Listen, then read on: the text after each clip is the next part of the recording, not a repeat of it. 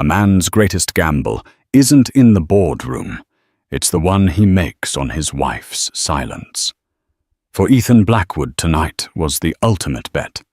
He was walking into the most important gala of his career, held at the opulent Grand Serafina Hotel, with his beautiful young mistress Sophia on his arm. His wife Eleanor was at home, a forgotten piece of a life he was eager to upgrade.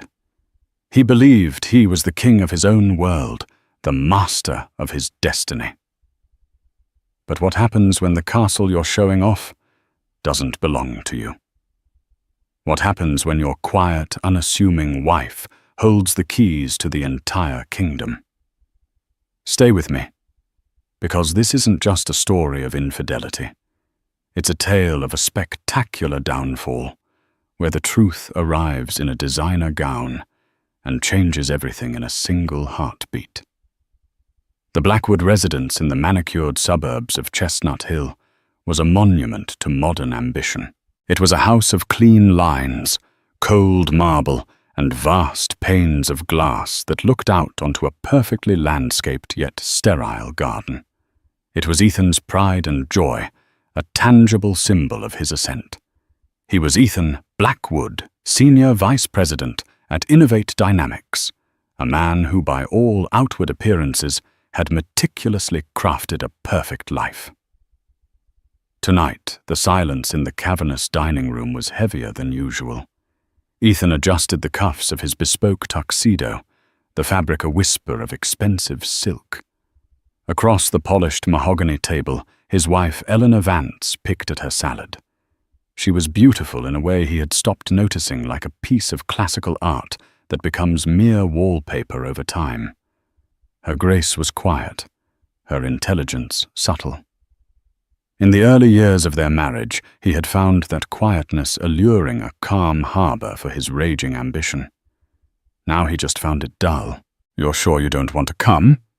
He asked the question, a mere formality, a box to be ticked on the checklist of feigning concern. "It's the Vanguard Awards. It's a big night for the company." Eleanor looked up, her eyes the color of a stormy sea, holding a flicker of something he couldn't decipher. Sadness. Resignation. "I told you, Ethan. I have that deadline for the library proposal." Besides, she added, a small, sad smile touching her lips, "these events aren't really for me. You shine so brightly I'd just be in your shadow." He pretended internally at her words, taking them as the compliment they were intended to be. It was true. He did shine. He was dynamic, charismatic, a shark in a world of minnows. Eleanor, with her love for old books, architectural sketches, and quiet evenings, was an anchor. A lovely, respectable anchor, but an anchor nonetheless. "All right, darling. Just don't work too hard," he said, his tone dismissive. He stood up, grabbing the keys to his Jaguar from the crystal bowl by the door. "I'll probably be late. Lots of networking to do. Harrison is expecting me to close the deal with the Japanese investors tonight." "Of course," she said softly, her gaze dropping back to her plate. "Be brilliant." He didn't see the way her hand trembled slightly as she placed her fork down. He didn't notice that her plate was still full. He was already gone, his mind miles away, buzzing with anticipation. He wasn't just thinking about the investors or the award he was certain he would win. He was thinking of Sophia. Sophia Jensen. She was 26, a firecracker in the marketing department at Innovate Dynamics. She was all vibrant energy, ambitious hunger, and wide-eyed admiration for him. She saw him not as the man who sometimes forgot to take out the recycling, but as the titan of industry he saw himself as. She made him feel like the man he was supposed to be, not the man who had married the quiet, unassuming daughter of a moderately successful architect. He had told Sophia his marriage was a hollow shell, a prison of polite obligation. He painted Eleanor as a passionless, unsupportive woman who was content to live off his success without contributing anything to his drive, and Sophia, enamored and ambitious herself, believed every word. As he drove away from the silent, glass-walled house, his phone buzzed. A message from Sophia. "Can't wait to see you, superstar. I'm wearing a red dress, the one you love." A genuine smile, the first of the evening, spread across Ethan's face. He pressed the accelerator, leaving his old life behind in the rearview mirror, speeding toward the glittering promise of the new. He felt no guilt. He felt only the exhilarating, intoxicating thrill of having it all. He was Ethan Blackwood, and tonight the world was his to conquer. He had a brilliant career, a beautiful mistress, and a stable, quiet wife at home. It was in his mind, the perfect arrangement, a testament to his own cleverness. He had no idea that the foundation of his perfect world was built on sand, and the tide was about to come in. Sophia Jensen was waiting for him in the lobby of the Langham, a boutique hotel downtown where they always met. When she stood up, the red dress was everything he had imagined. It was a slash of crimson against the muted tones of the lobby, a bold statement of intent. It clung to her curves, a siren's call that made heads turn. Her blonde hair was styled in glamorous waves, and her smile was dazzling. She looked like she belonged in the spotlight. "Wow," Ethan breathed, his appreciation genuine. "You look like a movie star." "I wanted to look perfect for your big night," she said, her voice a seductive purr. She looped her arm through his. "Are you ready to blow them all away? With you on my arm. They won't know what hit them." He boasted, his ego swelling. This was the part of the fantasy he loved most. With Sophia, he was reborn. He wasn't just a husband playing a role. He was a powerful, desirable man, taking what he wanted. He had spun a meticulous web of lies to keep his two worlds separate. To Sophia, Eleanor was a cold, distant figure who hadn't shared his bed in years. He'd told her they were staying together for appearances until a large trust fund, supposedly in Eleanor's name, matured. He'd even hinted that a divorce was on the horizon, a future where he and Sophia could be together, openly and triumphantly. "I still can't believe we're doing this," Sophia whispered as they settled into the back of the limousine he'd hired for the night. "Walking into a company gala together. Isn't it risky?" "The biggest risks have the biggest rewards," he said smoothly, quoting a line he'd used in a board meeting last week. "Tonight is about power. It's about showing them who I am. And you," he said, tilting her chin up, "are part of that. You're not some secret Sophia. You're my future." Her eyes shone with a mixture of adoration and ambition. She saw her own star, rising hitched to his wagon. She was no fool. She knew dating a senior VP was a shortcut up the corporate ladder, but she'd convinced herself it was more than that. It was love. Ethan had a way of making you believe his reality. The limousine pulled up to the curb outside the Grand Serafina Hotel. It was a landmark of old-world luxury, its stone facade illuminated by golden floodlights. Liveried doormen rushed to open their doors. The air buzzed with the energy of the city's elite. Photographers' flashes popped on the red carpet, capturing the arrival of tech moguls, city council members, and financial titans. "This is incredible." Sophia breathed, her hand tightening on his arm. "I've only ever seen this place in magazines."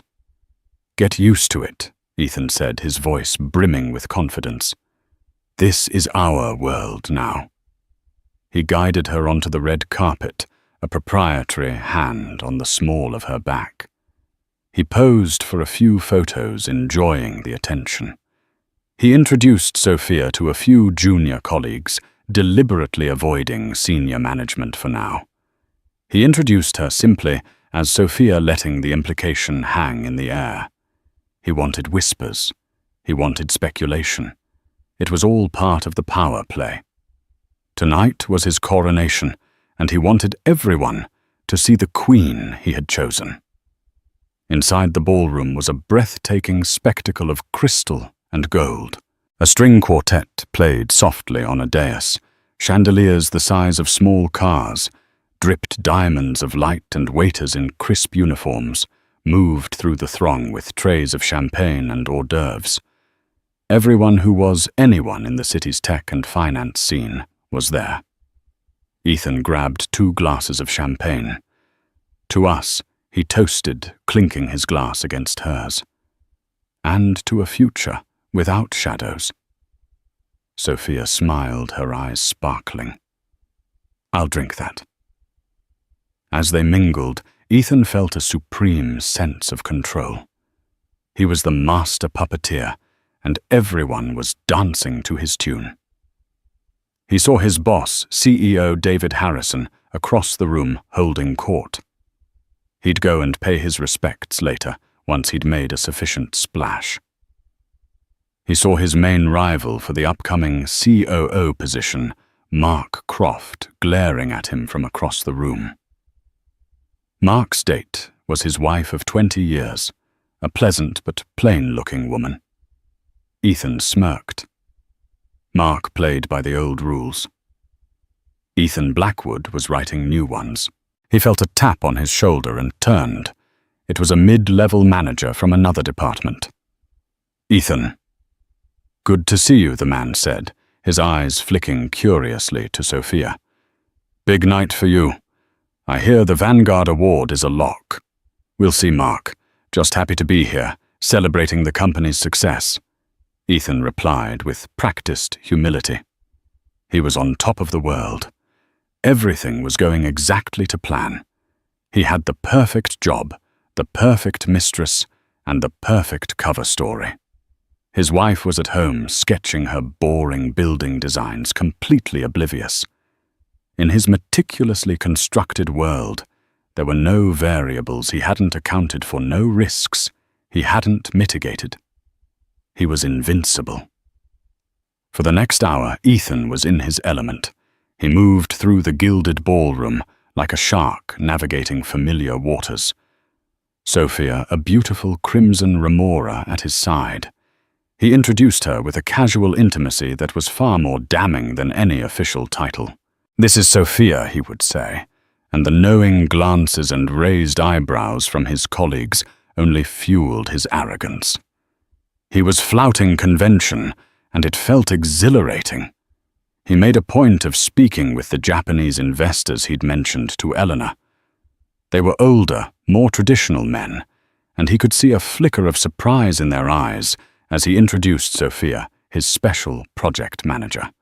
But Ethan's pitch was so slick, his numbers so compelling, that their professionalism soon overrode any personal judgment. He walked away from the conversation, confident he had sealed the multi-million-dollar deal. "You were amazing," Sophia whispered, her eyes wide with admiration. "You just commanded that entire conversation." "It's what I do," Ethan said with a shrug, though his chest puffed out. He finally spotted his boss, David Harrison, standing near the grand staircase. Harrison was a stern, no-nonsense CEO who valued results above all else. This was the moment Ethan had been building towards. He took Sophia's hand and strode towards him. "David," Ethan said, his voice smooth as silk. "Good evening. Wonderful event."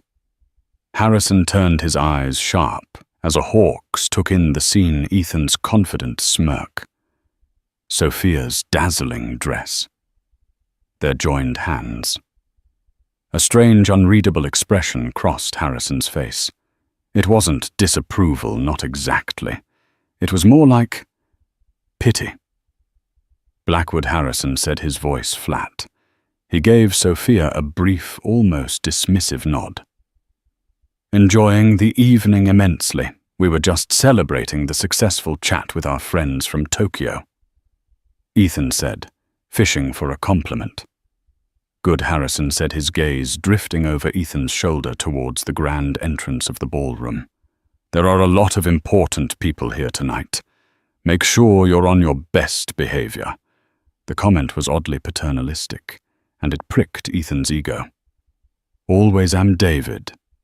Always am." Harrison didn't reply. He just gave another one of those strange, searching looks and turned back to his conversation. Ethan felt a flicker of unease. Harrison's reaction wasn't what he'd expected. He'd anticipated a grudging respect, perhaps a roguish man-to-man acknowledgement of Sophia's beauty. Instead, he got a warning. He shook it off. Harrison was an old-school dinosaur. He probably couldn't comprehend a man of Ethan's caliber living life on his own terms. His rival Mark Croft wasn't so subtle. He approached them near the champagne fountain, his own wife trailing nervously behind him.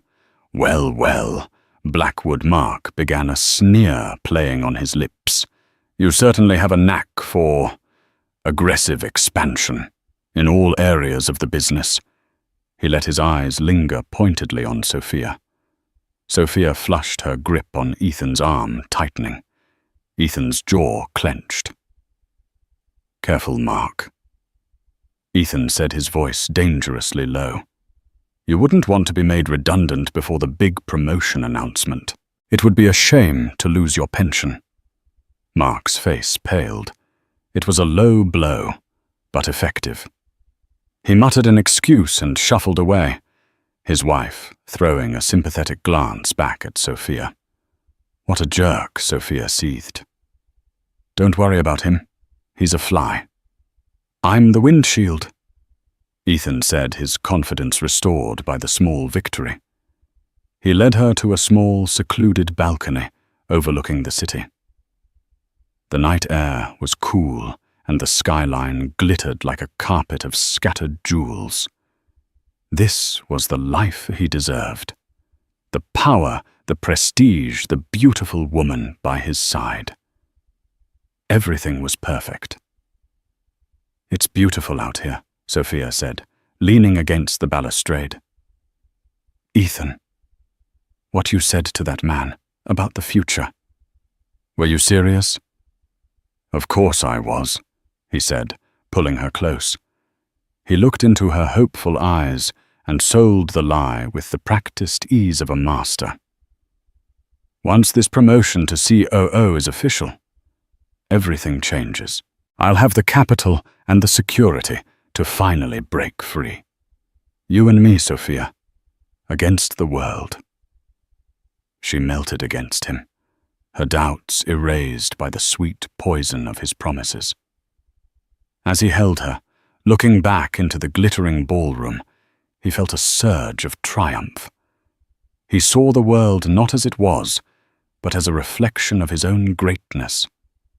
Every person in that room was a supporting character in his story, a stepping stone on his path. He was the king, and this was his castle. He was so caught up in the grandeur of the illusion that he failed to recognize the hollowness at its core. He didn't build this castle. He hadn't paid for a single stone. And he had no idea the real owner was about to arrive. The evening was reaching its crescendo.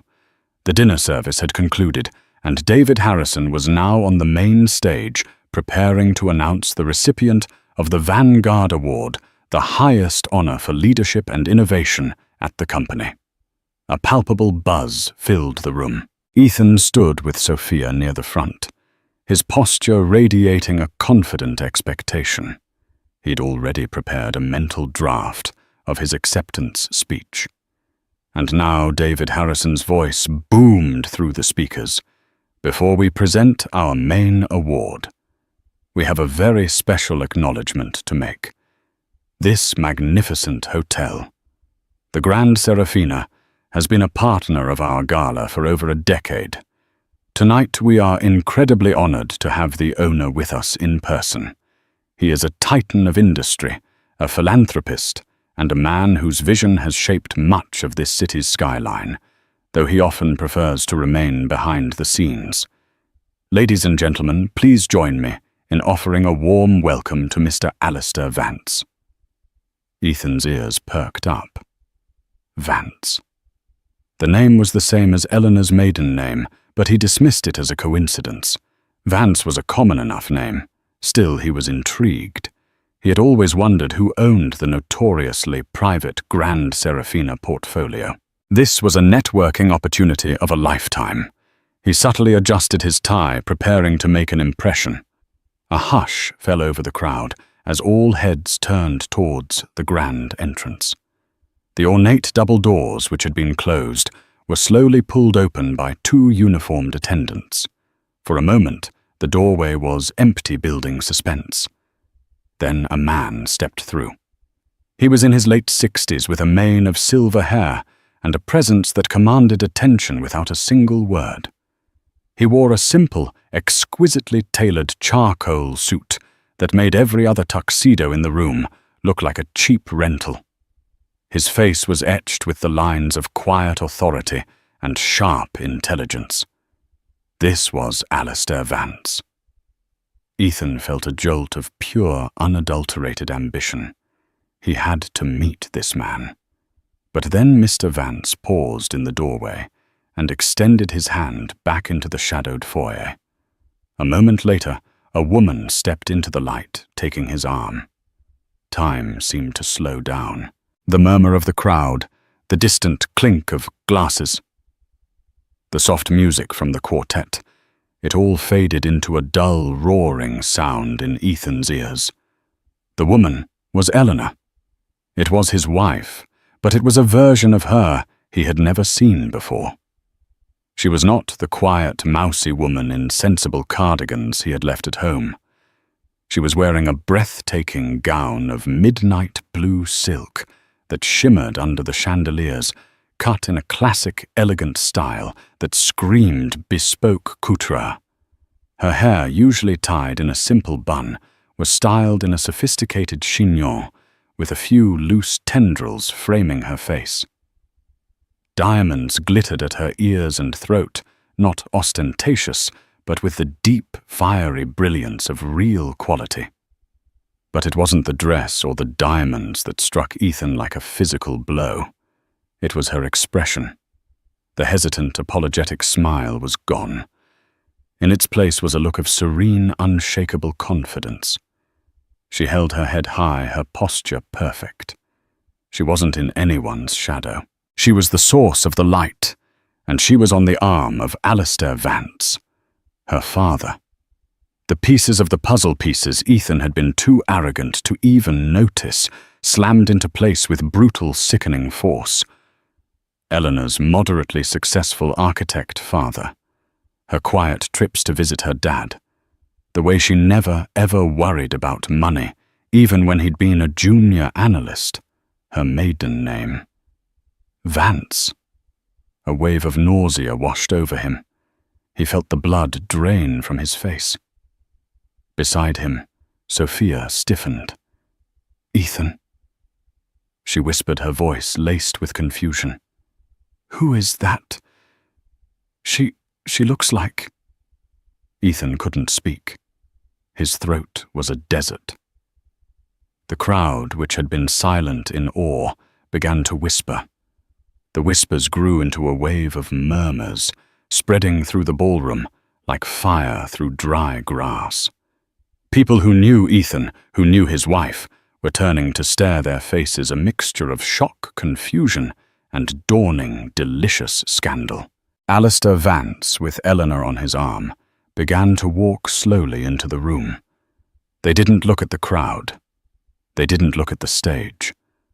Their eyes were fixed on one person. They were looking directly at Ethan Blackwood. Ethan felt 1,000 pairs of eyes on him. He felt Mark Croft's stare, now filled not with envy but with pure, unadulterated schadenfreude. He felt David Harrison's gaze from the stage, that look of pity, finally making a horrifying kind of sense. He looked from the radiant, powerful woman who was his wife to the terrified, confused girl in the red dress beside him. And in that moment, the floor of his borrowed castle didn't just crack. It disintegrated into dust, plunging him into a free fall with no end in sight. The king was naked, and everyone could see. The walk from the entrance to where Ethan stood felt like an eternity. For Ethan, each step Alistair and Eleanor took was a hammer blow against the fragile structure of his life. The whispers in the ballroom were now a low, predatory hum. Sophia had taken a half step away from him, her hand no longer on his arm, a dawning horror in her eyes as she began to connect the dots. Alistair Vance stopped a few feet in front of them. His calm, assessing gaze swept over Ethan, then lingered for a cold, dismissive moment on Sophia and her bright red dress. There was no anger in his eyes, just a profound, chilling disappointment. It was the look of a man observing an insect. Eleanor, however, looked directly at her husband. Her expression was not one of rage or hysteria. It was one of crystalline clarity, as if she were seeing him for the first time, stripped of all the illusions he had so carefully constructed. "Eleanor."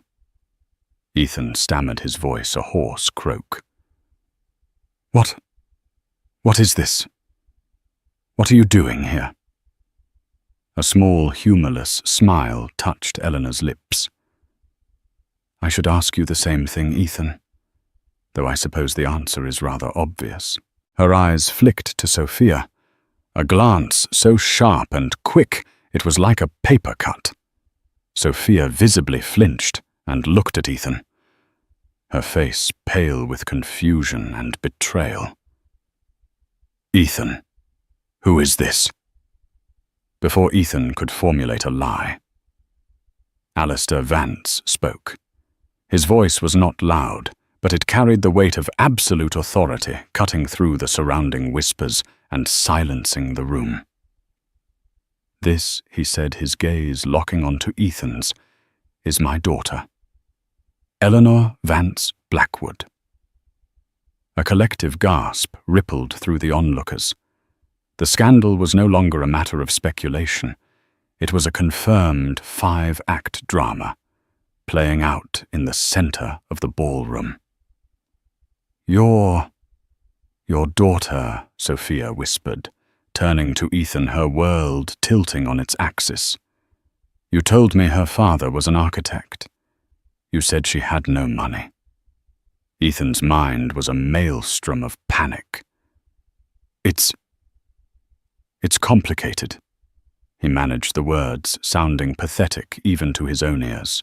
"No, it's not complicated at all," Alistair said, his voice dropping to a steely quiet. "It's actually very simple. Let me clarify a few things for you, Mr. Blackwood, because you seem to operate under a series of rather profound misconceptions." He took a step closer. "Misconception number 1. That you are a self-made man." He paused, letting the words hang in the air. "I founded a venture capital firm 30 years ago.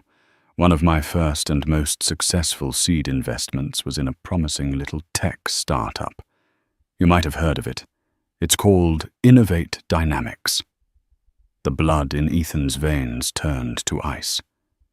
He looked past Alistair to the stage where David Harrison stood with a grim, funereal expression. Harrison knew. Of course he knew. He knew who signed his checks. "Through my holding company, the Vance Group, I retain a 68% majority stake in this company." Alistair continued, his voice relentless. "David Harrison is an excellent CEO, but he works for me, which means, Ethan, that for the past 12 years, you have also worked for me." A sick, wrenching feeling churned in Ethan's stomach. His promotions, his bonuses, his meteoric rise. Had it all been orchestrated? A gilded cage he had mistaken for a throne. Misconception. Number 2. Alistair went on, his tone becoming even colder. That you are a wealthy man. The house in Chestnut Hill. My wedding gift to my daughter. The Jaguar you drive, a birthday present for my daughter. The stock portfolio that gives you your swagger at the country club. It was transferred from a trust I set up. For my daughter. You are not a wealthy man, Ethan. You are a man who has been living on my daughter's allowance. Each word was a precise, devastating blow. The life he had built, the success he had claimed as his own, was a sham. A carefully curated experience provided by the very family he had scorned. Eleanor finally spoke, her voice clear and strong, devoid of the hesitation he was so used to. I asked my father to help you, Ethan. In the beginning. I believed in you. I believed in your ambition. I thought if I gave you a foundation, you would build something wonderful for us. She looked at him, and for the first time he saw not a quiet wife, but a formidable woman. I was content to be in the background. I was happy to let you have the spotlight. I thought your happiness would be our happiness. But I was wrong. You didn't want a partner. You wanted an audience. And when my quiet support wasn't enough, you found a new one. Her gaze fell on Sophia again, but this time it held a sliver of pity. He told you I was passionless, didn't he? That our marriage was a prison of obligation, that I was holding him back from his brilliant destiny. Sophia, looking utterly lost, could only nod mutely, tears welling in her eyes. That's his story, Eleanor said. The truth is, my greatest passion was my misplaced faith in him. The only prison was the one he built for himself with his own lies. And the only thing I was holding back, she finished, her voice ringing with newfound power, was the consequences. Alistair Vance delivered the final fatal blow. Your employment at Innovate Dynamics is terminated effective immediately. Your company credit cards have been cancelled. The keys to the house and the car, which are in my daughter's name, will be collected by my security team tomorrow morning. You will be escorted from this building now. He gestured subtly, and 2 large men in dark suits, who had been standing discreetly by the doors, began to move towards them. Ethan stood there, stripped bare, in front of the entire world he had tried so desperately to impress. He was not a king. He was not a shark. He was a fraud. A court jester who had been allowed to wear a paper crown for a little too long, and the true monarch had finally arrived to end the charade. The fallout was instantaneous and brutal. As the 2 security men approached, a path cleared around Ethan as if he were carrying a contagious disease. Former colleagues averted their gazes, their expressions ranging from pity to contempt. Mark Croft, his rival, wore a look of undisguised, triumphant glee. Sophia was the first to desert the sinking ship. The reality of the situation crashed down on her. She wasn't the chosen partner of a powerful executive, but the disposable mistress of a kept man. The future he had promised her was a fantasy built on someone else's money. Humiliation and anger warred on her face. You lied to me, she hissed at Ethan, her voice trembling with rage. You lied about everything. Without another word, she turned and fled, pushing her way through the gawking crowd, her red dress a beacon of her own public shaming. She disappeared out the doors, leaving Ethan completely and utterly alone. One of the security guards, a large man with an impassive face, reached Ethan. "Sir, you need to come with us." His voice was polite, but unyielding. Ethan's mind was still reeling, unable to process the speed and totality of his own destruction. He looked desperately at Eleanor, a primal instinct to plead for taking over. "Ellie, please," he begged, using the pet name from their early happier days. "We can talk about this. This is a mistake." Eleanor looked at him, and her face was a mask of calm. The woman he thought he knew, the woman who would have cried and forgiven him in the past, was gone forever. "No, Ethan," she said, her voice steady. "The mistake was my 16-year investment in you. The return has been disappointing. There is nothing left to talk about."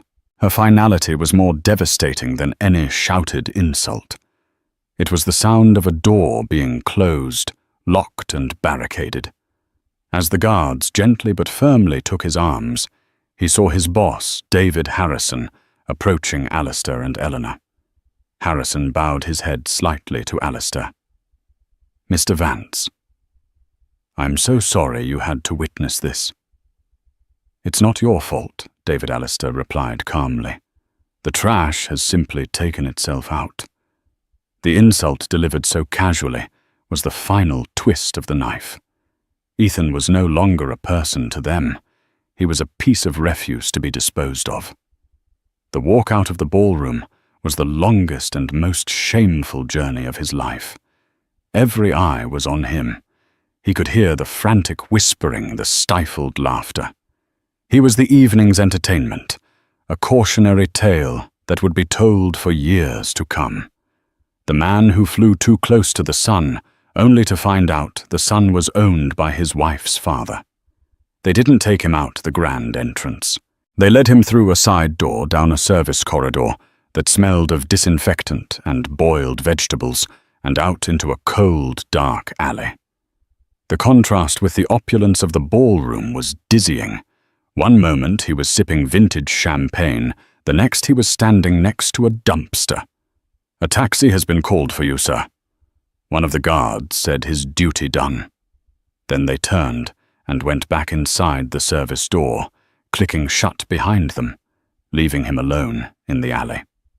He stood there in his $1,000 tuxedo, his whole body trembling with a mixture of shock, rage, and a profound, terrifying emptiness.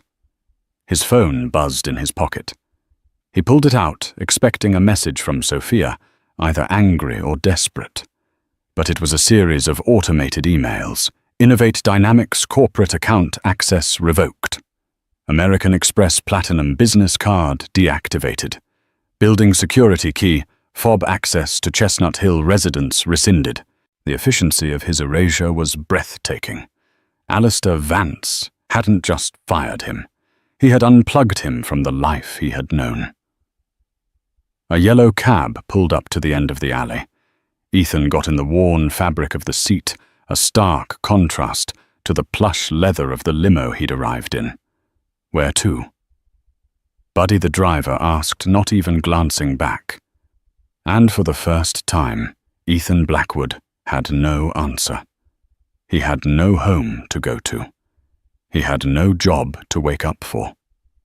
The woman he claimed to love had abandoned him, and the woman he had abandoned had just demolished him. He stared out the window at the glittering city lights, the same lights that had looked like his kingdom just an hour ago. Now they just seemed to mock him, cold and distant stars, in a universe that no longer cared that he existed. The unraveling was complete. He was nothing. 6 months later, the spring sun streamed through the floor-to-ceiling windows of a corner office on the 54th floor of the Vance Group headquarters. The view was panoramic, a god's-eye perspective of the city skyline that Alistair Vance had helped to shape. But Alistair wasn't in the main chair today. He was sitting in one of the visitors' chairs, watching his daughter. Eleanor Vance stood before a large drafting table. Her brow furrowed in concentration as she made a minute adjustment to a complex architectural blueprint with a stylus. Gone were the quiet cardigans and the air of hesitant apology. She wore a sharply tailored navy blue pantsuit, her hair cut in a chic professional bob, She radiated an energy that was both calm and commanding. The blueprints on the table were for the Vance Center for the Arts, a new philanthropic project that was her brainchild. She was not just the benefactor.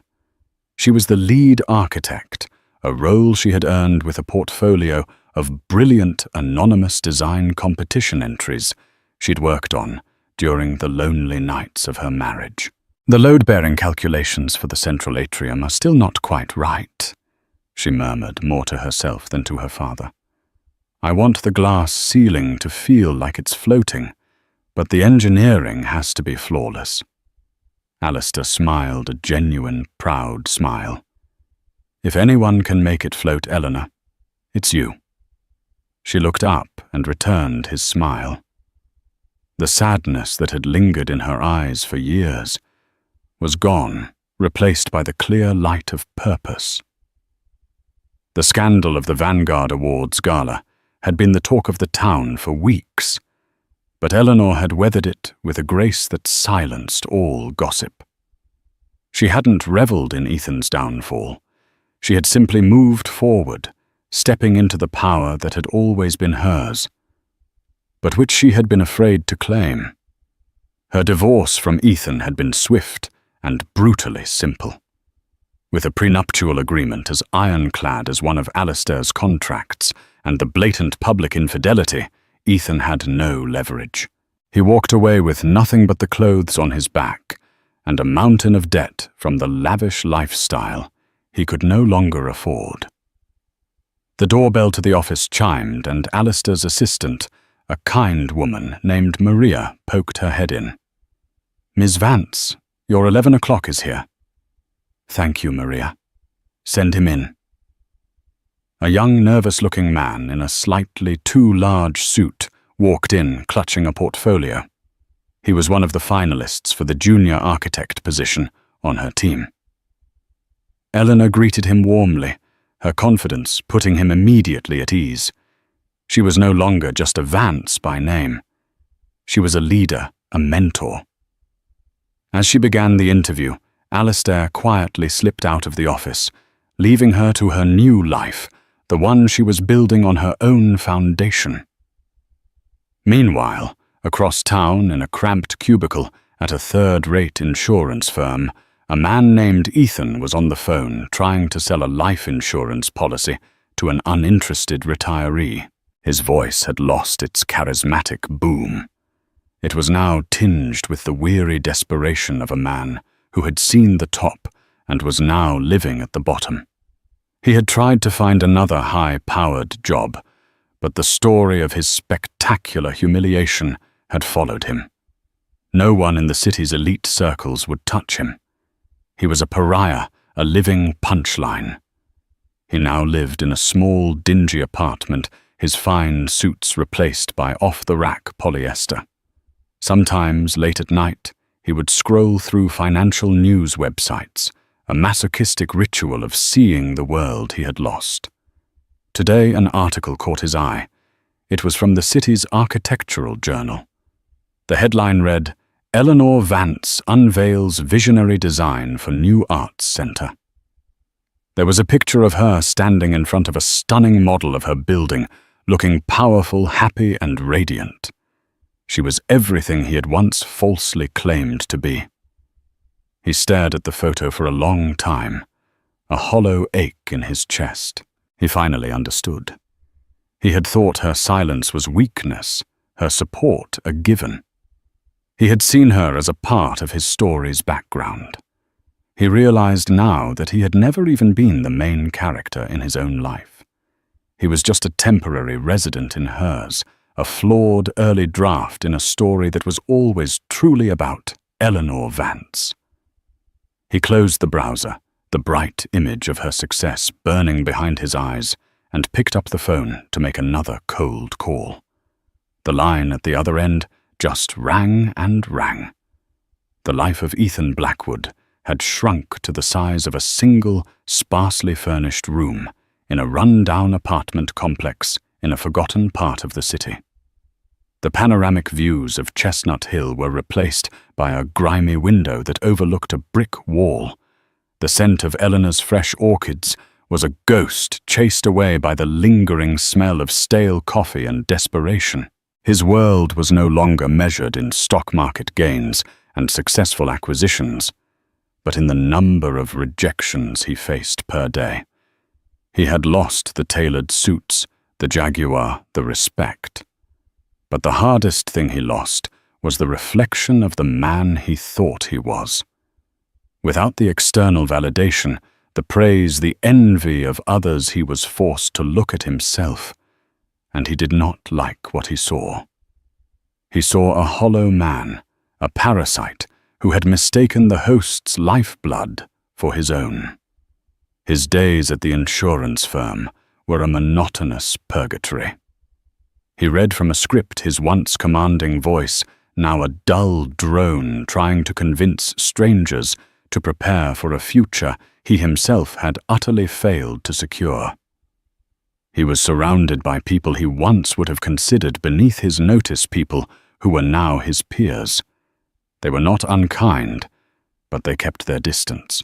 The story of his downfall was an urban legend in the city's business circles, and even at this low rung of the corporate ladder, the whispers had followed him.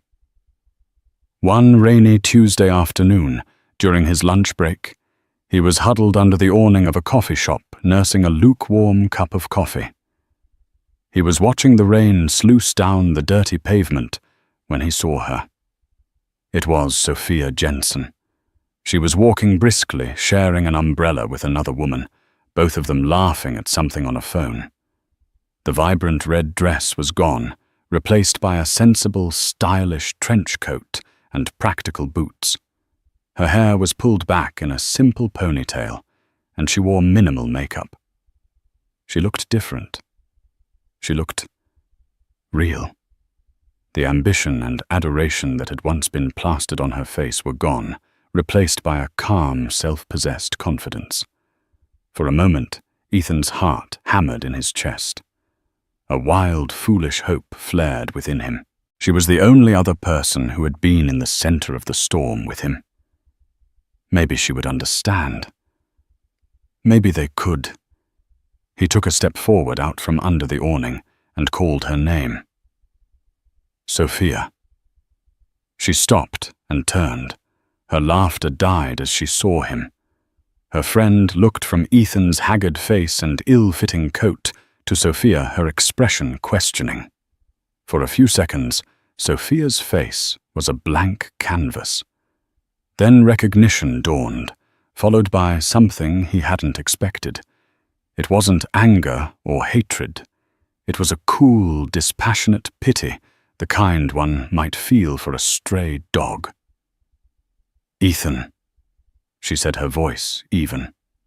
There was no trace of the breathless admiration he was used to. I just wanted to see how you were," he stammered, feeling foolish under her steady gaze. "I'm fine," she said. It wasn't a platitude, it was a simple statement of fact. I transferred out of the main branch. "I'm in the San Francisco office now. It's a better fit." "Oh," he said, the single word sounding inadequate. "Good. That's good for you." She gave a small, tight smile. "It is. I learned a valuable lesson that night.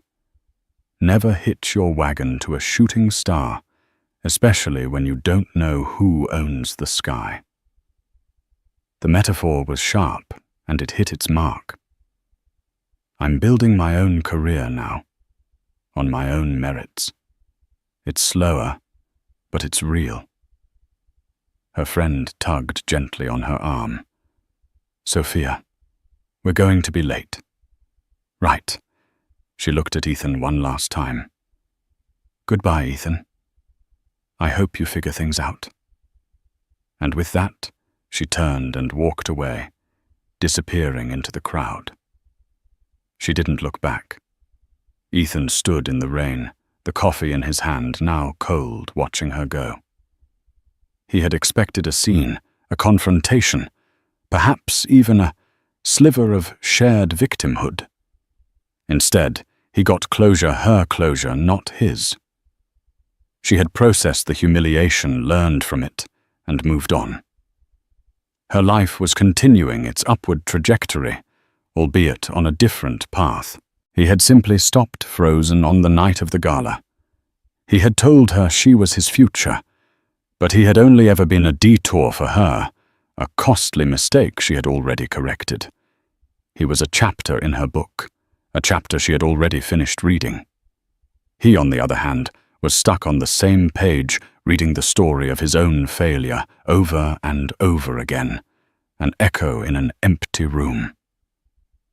That evening he went back to his apartment, ignored the stack of final notice bills on his counter, and for the first time since that night, he wept. They were not tears of self-pity, but tears of a terrifying, profound loneliness. He had finally been seen for what he was, and the world had collectively decided to look away. Eleanor Vance stood on the wind-swept raw earth of the construction site, a hard hat perched on her head. Around her, the skeleton of the Vance Center for the Arts was beginning to rise, a testament of steel and concrete to a future she was actively creating. The chaos of construction, the roar of machinery, the shouts of workers, the clang of metal on metal, was music to her. It was the sound of progress, the sound of something new being born from nothing. Her life was now a carefully balanced structure of her own design. Her days were filled with meetings, site visits, and long productive hours at the drafting table. She had found her voice not just in boardrooms, but in the elegant, functional lines of her designs. She was no longer Eleanor Vance Blackwood, the quiet wife. She was Eleanor Vance, the architect. Her work had attracted attention. Samuel Reed, a notoriously sharp architectural critic for the New York Standard, had initially written a skeptical piece about the project, dismissing it as a potential vanity project for a billionaire's daughter. Instead of issuing a press release, Eleanor had invited him to her office. For 2 hours, she walked him through every blueprint, every 3D model, explaining her philosophy. The interplay of light and space, the commitment to sustainable materials. Samuel, a man known for his acerbic wit, had been silenced by her passion and undeniable talent. He left her office looking thoughtful, and his follow-up article was a glowing retraction. It praised her visionary synthesis of classical form and modern functionality. He became an unlikely ally, and over time, a friend. They would have lunch once a month, their conversations filled with spirited debates about architecture, art, and the city they both loved. He saw her not for her name or her past, but for the brilliance of her mind. It was a partnership of equals, something she had never truly experienced before.